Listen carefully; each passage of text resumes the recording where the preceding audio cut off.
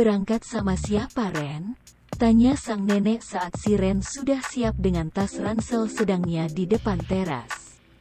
Sama Megan, kakak kelas di sekolah. Megan adalah pacar Fares yang akan menjemput si Ren agar sang nenek tidak curiga. Nanti di sana hati-hati ya, jangan jauh dari temanmu.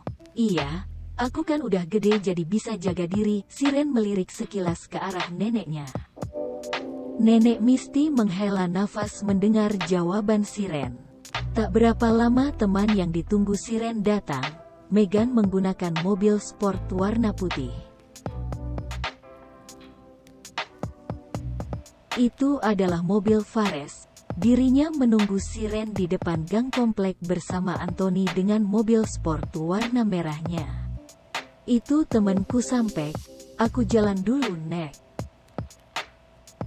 Si Ren mencium punggung tangan neneknya dan langsung melangkah meninggalkan teras rumah. Maaf ya kak ngerepotin, ucap si Ren saat dirinya masuk ke dalam mobil. Santai aja, gue seneng kok lo ikut. Jadi ada temen ngobrol, gue gak kenal sama temen Fares yang lain, jawab Megan santai. Megan melajukan mobilnya ke arah gerbang komplek dan berhenti di depan mobil milik Anthony. Si Ren turun dan pindah ke mobil Anthony. Mereka berjalan beriringan ke lokasi yang sudah ditetapkan untuk berkumpul. Saat mereka sampai tempat mereka kumpul sudah ramai teman-temannya. Ternyata tinggal Anthony dan Fares saja yang belum datang. Wah lama banget loh. Hampir aja nih kita pada bubar kirain acaranya gak jadi, seru Rio saat melihat Anthony turun dari mobil. Telat bentar doang, jawab Anthony sambil membukakan pintu untuk si Ren. Ah dedek gemes jadi ikut juga. Goda Rio saat si Ren mulai mendekat. Si Ren hanya mengulas senyum menanggapi perkataan Rio. Udah kumpul semua? Anthony melihat kepada kumpulan teman-temannya. Udah nih, kita juga udah pada siap jalan sih. Nunggu kalian aja, jawab Dion teman seangkatannya. Ya udah, kita langsung jalan aja, gak ada yang ganjil kan? Mobil dan penumpang pas? Iya pas, kan udah dijadwal kemarin. Oke sip, kita jalan iring-iringan aja, tapi jangan bikin macet. Mereka pun mulai menuju mobil masing-masing dan mulai melaju satu persatu ke arah jalanan. Perjalanan yang mereka tempuh kurang lebih 3 jam. Jadi mereka akan sampai di lokasi camping kira-kira masih siang menjelang sore hari. Mereka pun tiba di kawasan Puncak Bandung dan mulai memasuki kawasan lokasi mereka akan mendirikan tenda, di pinggiran danau di atas perbukitan.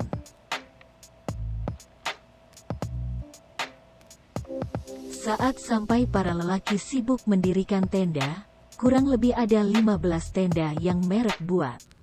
9 tenda untuk para lelaki dan 6 tenda untuk para perempuan.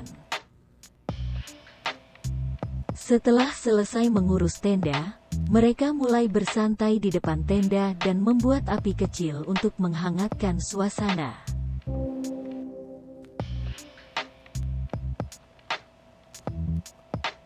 Mereka ada di atas perbukitan jadi sudah dipastikan cuaca di sana cukup dingin walaupun hari belum beranjak malam. Anthony duduk di samping si Ren dengan beralaskan tikar yang sudah disiapkan pengelola tempat. Capek ya yang? Anthony mengelus puncak kepala si Ren dan menyelipkan anak rambut si Ren ke belakang telinga. Gak kok, aku malah seneng kak gak berasa capek. Jawab si Ren dengan menyandarkan kepala di bahu kekar Anthony. Kalau capek nanti langsung istirahat aja ya. Kamu setenda sama Megan, terus ada Melissa sama Aulia. Anthony memberitahu si Ren teman setendanya. Si Ren mengangguk menanggapi Anthony. Padahal kakak maunya kita setenda tahu. Tapi nanti anak-anak yang lain pada iri, ucap Anthony dengan melirik menggoda si Ren. Ih dasar mesum kakak nih. Si Ren mencubit pinggang Anthony membuatnya memekik kecil.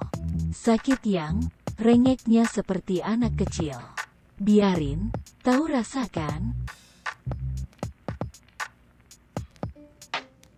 Siren melengos dan mendapati tatapan Melissa yang sedang memperhatikan interaksi antara Siren dan Anthony. Melissa mengulas senyum saat tatapan mereka bertemu dan kembali mengobrol dengan kedua temannya, Andin dan Aulia. Melissa benar-benar cemburu melihat betapa Anthony sangat menyayangi Siren. Dirinya sungguh berharap bisa menggantikan posisi Siren di hati Anthony. Kapan lo bisa lihat betapa gue sangat mencintai lo, Anthony? Batin Melissa sambil memandang Anthony lekat. Saat hari menjelang senja, ada yang memutuskan untuk membersihkan diri ke toilet yang terletak tak jauh dari tenda. Dan ada yang memutuskan istirahat sejenak untuk melanjutkan kegiatan malam nanti. Siren dan Megan ada di dalam tenda setelah mereka mandi secara bergantian di kamar mandi umum di sana yang letaknya berjajar. Nanti acaranya apa aja sih, Kak? Tanya Siren kepada Megan. Gak tahu, gue juga gak tanya-tanya sama Fares, jawab Megan dengan menyisir rambut panjangnya yang basah. Tak berapa lama Melissa masuk ke tenda bersama Aulia. Mereka terlihat sudah berganti baju menandakan sudah selesai mandi. Kalian udah selesai mandi juga? Tanya Melissa ramah. Iya, udah Kak, jawab Siren dan Megan berbarengan. Iya udah siap-siap Gi. Nanti malam kan mau diadain api unggun sama acara nyanyi-nyanyian gitu. Aulia memberi informasi kepada dua gadis itu. Oh, gak ada acara yang ekstrim kan Kak? Soalnya gue parnoan banget, Megan bertanya dengan was-was. Gak adalah, kan ini acara santai bukan jurit malam kayak di sekolah. Melissa tertawa kecil menanggapi pertanyaan Megan. Ya udah kita keluar duluan ya. Nanti kalian nyusul aja. Aulia dan Melissa keluar terlebih dahulu dari tenda. Megan dan Siren memutuskan keluar tak lama dari Melissa dan Aulia keluar. Mereka menuju ke area api unggun yang tak begitu jauh dari tenda mereka. Saat sampai sana terlihat para lelaki sibuk membuat api unggun. Dan para wanita memanggang makanan yang sudah disediakan untuk dijadikan makan malam.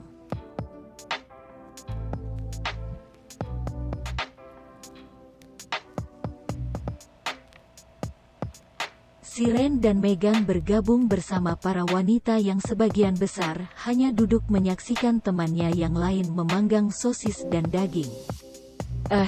Lo pacarnya Anthony sama Fares ya? Tanya salah satu wanita kepada Siren dan Megan.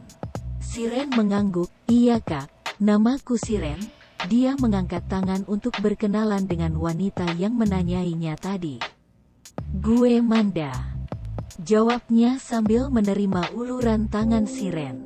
Kalau lo, saya Megan Kak. Megan juga menjabat tangan Manda. Gue dengar-dengar kalian masih pada sekolah? Iya, aku kelas 3 kalau Siren kelas 1, jawab Megan sungkan, karena memang penampilan Manda berbeda dengan yang lain. Dirinya terkenal paling tomboy di sana. Manda menatap Siren dengan alis terangkat satu, wah, masih bocah lo dong ya? Udah lama pacaran sama si Tony? Memang panggilan di kampus untuk Anthony adalah Tony untuk teman yang lumayan dekat. Udah 1 tahunan Kak, jawab Siren dengan menunduk malu, karena memang dirinya yang paling kecil di kumpulan tersebut. Gak diapa-apain kan lo sama Tony? Jangan mau digrepein. Kita jadi wanita harus pandai jaga diri apalagi lo tuh masih kecil. Manda memberi nasihat karena memang pergaulan temannya sudah banyak yang terlewat batas. Dirinya hanya tak ingin Siren yang masih terlihat kecil hancur masa depan nih karena temannya itu. Siren hanya tersenyum kecil, dirinya bingung harus menjawab Manda seperti apa. Lagi ngomongin apa lo men? Jangan cuci otak pacar gue ya. Anthony datang dengan langsung merangkul pundak sang kekasih dan duduk di sampingnya. Ide apaan cuci-cuci, yang ada gue bersihin cewek lo dari kotoran kayak lo gitu. Manda menjawab dengan santainya tanpa menatap Anthony. Emang brengsek lo mah, gue gantengnya kayak gini dibilang kotoran. Anthony menatap Manda kesal. Udah ah kak, orang kak Manda gak ngomongin apa-apa. Siren menengahi perdebatan itu. Ya udah Yok Yang, jangan duduk di sini ada wewe gombel. Nanti kamu kena sawan. Anthony berdiri menggandeng tangan sang kekasih dan menyempatkan untuk menendang kecil kaki Manda. Dasar curut lo, gue doain lo yang kena sawan babi ngepet, teriak Manda saat melihat Anthony mulai menjauh. Anthony membawa Siren untuk duduk di dekat api unggun dan dirinya mengambil gitar untuk memainkannya. Siren terpaku memandang paras sang kekasih yang terlihat lebih tampan saat sedang serius bernyanyi dan memetik gitar. Siren merasa beruntung memiliki lelaki itu di hidupnya, karena hidupnya yang kesepian menjadi lebih berwarna dan sangat berkesan semenjak kehadiran lelaki itu.